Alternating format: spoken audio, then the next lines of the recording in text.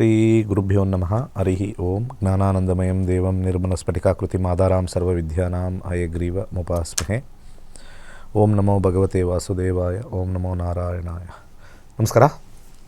October 26ನೇ ತಾರೀಕಿಂದ 26ನೇ ತಾರೀಕು ಜ್ಯೋತಿಷ್ಯ ಶಾಸ್ತ್ರದ ಫ್ರೀ ಕ್ಲಾಸಸ್ನ ಗುರುಜಿಯವರು ಕಂಡಕ್ಟ್ ಮಾಡ್ತಿದ್ದಾರೆ. ಸ್ವತಃ ಗುರುಜಿಯವರ ಕ್ಲಾಸಸ್ ತಗೊಂಡು ನಿಮ್ಮ ಎಲ್ಲ ಪ್ರಶ್ನೆಗಳಿಗೆ ಉತ್ತರವನ್ನು ತಿಳಿಸ್ಕೊಡ್ತಾರೆ. ಆ್ಯಂಡ್ ಡಿಸೆಂಬರ್ 1ನೇ ತಾರೀಕಿಂದ ನಿಮಗೆ ಕ್ಲಾಸಸ್ ಶುರು ಆಗ್ತದೆ. 110ನೇ ಬ್ಯಾಚ್ ಆಗಿದೆ.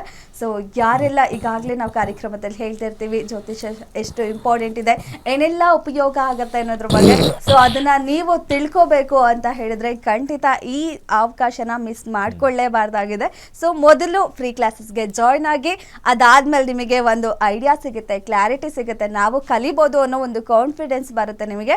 ಅದಾದ್ಮೇಲೆ ನೀವು 1ನೇ ತಾರೀಕು ಕ್ಲಾಸಸ್ಗೆ ಜಾಯ್ನ್ ಆಗ್ಬೋದು. ಗುರುಜಿನ ಇವತ್ತಿನ ಕಾರ್ಯಕ್ರಮದಲ್ಲಿ ನನಗೆ ಒಂದು ವಿಚಾರ ಏನು ಮಾತಾಡಬೇಕು ಅನ್ನಿಸ್ತು ಅಂದರೆ, ಈಗ ನಾರ್ಮಲಿ ಫೇಮಸ್ ಆಗೋದು ಅಂದರೆ ತುಂಬ ಎಲ್ರಿಗೂ ಇಷ್ಟವಾಗಿರೋದು. ಆ್ಯಂಡ್ ಕೆಲವ್ರಿಗೆ ಎಷ್ಟೇ ಕಷ್ಟಪಟ್ಟರು, ಎಷ್ಟೇ ವರ್ಷ ಮಣ್ಣು ಹೊತ್ತಿದ್ರು ಆಗಲ್ಲ. ಇನ್ನು ಕೆಲವರು ತುಂಬ ಬೇಗನೆ ಆಗ್ಬಿಡ್ತಾರೆ.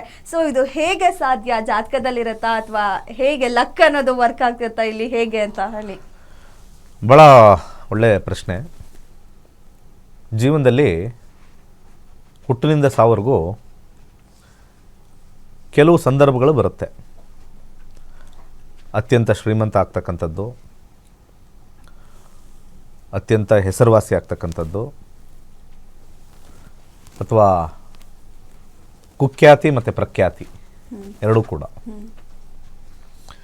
ವಿಶೇಷವಾಗಿ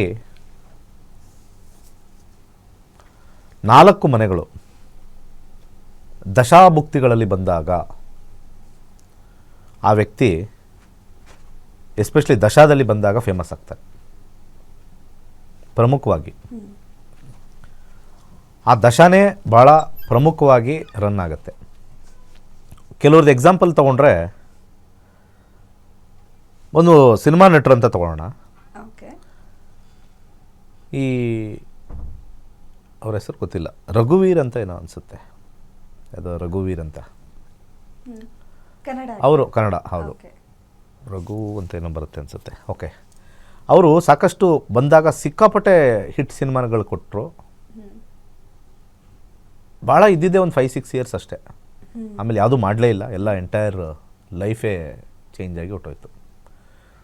ಒಂದು ಹೆಸರು, ಇದು ಹಾಡು ಹೇಳಬೇಕು ಅಂದರೆ ಇದು ಗೊತ್ತಲ್ಲ, ಚೈತ್ರದ ಪ್ರೇಮಾಂಜಲಿಯ ಸುಮಾ ಅಂತ, ಶೃಂಗಾರ ಕಾವ್ಯ ಆ ಥರ ನೋಡಿ. ಅವ್ರದ್ದು ಎಲ್ಲೂ ಅಡ್ರೆಸ್ಗೆ ಇಲ್ಲ. ಇವತ್ತು ಕೂಡ ಆ ಹಾಡುಗಳು, ಕೆಲವು ಹಾಡುಗಳು ಅವ್ರು ಬಂದಿರೋದೆಲ್ಲನೂ ಹಿಟ್ ಆಗಿಬಿಟ್ಟಿದೆ, ವಾಶೌಟು. ಅವ್ರು ಯಾವ ಅವಾರ್ಡ್ ಫಂಕ್ಷನ್ಗೂ ಬಂದಿಲ್ಲ, ಈಗಿಲ್ಲ ಅವರು. ಆದರೂ ಕೂಡ ನಾನು ಅಂದರೆ ಅನಲೈಸ್ ಮಾಡ್ತಾಯಿದ್ದೆ. ಅದೊಂದು ಟೈಮು ಲೈಮ್ ಲೈಟ್ ಅಂತ ಕರೀತಾರೆ ಅದಕ್ಕೆ. That is known as lime light. ಪ್ರತಿಯೊಬ್ಬ ಜೀವನದಲ್ಲೂ ಒಂದೊಂದು ಲೈಮ್ ಲೈಟ್ ಬರುತ್ತೆ. ಹಾಗೆ ಇನ್ನೊಬ್ಬರು ವ್ಯಕ್ತಿ ತಗೊಂಡ್ರೆ, ಫಾರ್ ಎಕ್ಸಾಂಪಲ್ ಲೈಫಲ್ಲಿ ವಿಜಯ್ ಮಲ್ಯನೂ ಇದ್ದಾರೆ. ಹೈಪಲ್ಲಿದ್ದರು, ಹಾಗೆ ರಾಜಕೀಯ ಸೇರಿದ್ರು, ಸಾಕಷ್ಟು ಏರ್ಲೈನ್ಸ್ ಬಂತು, ಎಲ್ಲ ಹೋಯಿತು, ಎಲ್ಲ ಬಂತು, ಹಂಗೆ ಹೊಟ್ಟೋಯ್ತು. ಈ ರೀತಿ ನಿದರ್ಶನಗಳು ಕೊಡ್ತಾ ಹೋದರೆ ಒಬ್ಬರಲ್ಲ ಇಬ್ಬರಲ್ಲ ಬರ್ತಾನೆ ಇರುತ್ತೆ. ಜ್ಯೋತಿಷ್ಯ ಶಾಸ್ತ್ರದಲ್ಲಿ ಅದಕ್ಕೆ ಇದನ್ನೆಲ್ಲ ಕಲಿತಾಗ ಜನಕ್ಕೆ up time and down time ಅಂತ ಹೇಳ್ತೀವಿ ನಾವು. ಅದು ಗೊತ್ತಾಗುತ್ತಾ? Up time, down time easy. ಎಲ್ಲ ವ್ಯಕ್ತಿಯ ಅಪ್ ಯಾವಾಗುತ್ತೆ, ಡೌನ್ ಯಾವಾಗುತ್ತೆ, ಅವರವರ ಲೈನಲ್ಲಿ.